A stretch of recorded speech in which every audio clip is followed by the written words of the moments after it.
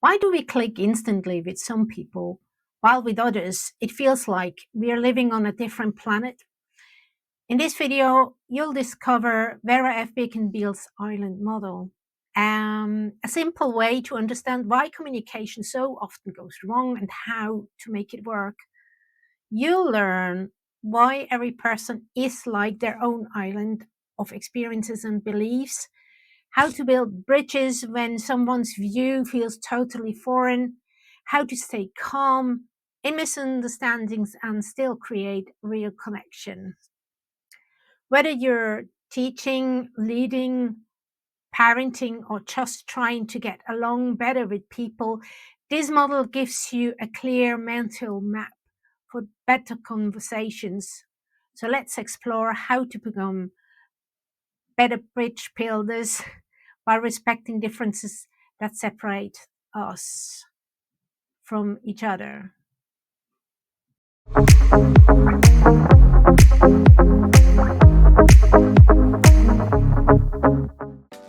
How communication and relationships work according to Vera F. Birkenbihl. The island model is a metaphor for people's different worlds of experience. These different worlds of experience form the basis for functioning or non-functioning interpersonal communication. Picture each person inhabiting their own unique island as they cannot leave this space.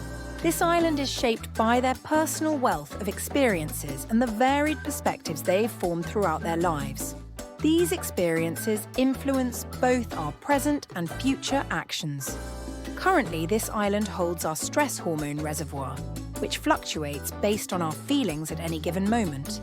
Looking ahead, it encompasses our hopes, fears, dreams, and more. When envisioning two individuals in conversation, the outcome can be either fortunate or unfortunate.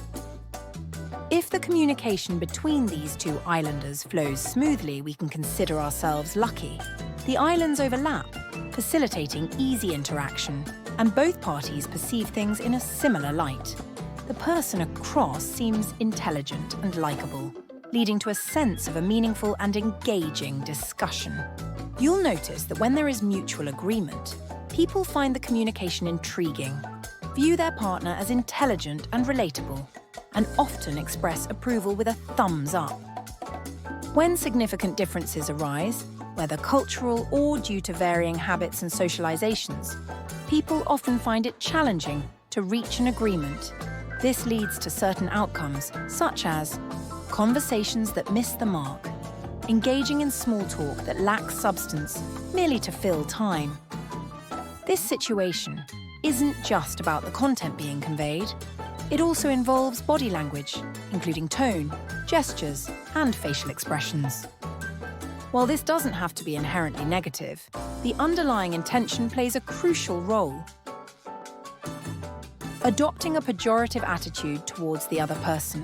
What can happen are two actions that can arise from the distance of two islanders is the combat and escape maneuver that can be performed both openly, directly, and covertly, indirectly. Means either the other islander go into it and fights with me or he flees. The result is the same. There is no connection between us, no bridges built. Being on my own island often feels like the best and most logical choice. This leads us to compulsively try to persuade the other islander. When both islanders share the same mindset, a conflict emerges, resulting in communication issues. We attempt to convince the other that our island is superior and more valid. Instead of engaging in dialogue, we tend to dominate the conversation or contradict the other person when they wish to share their thoughts.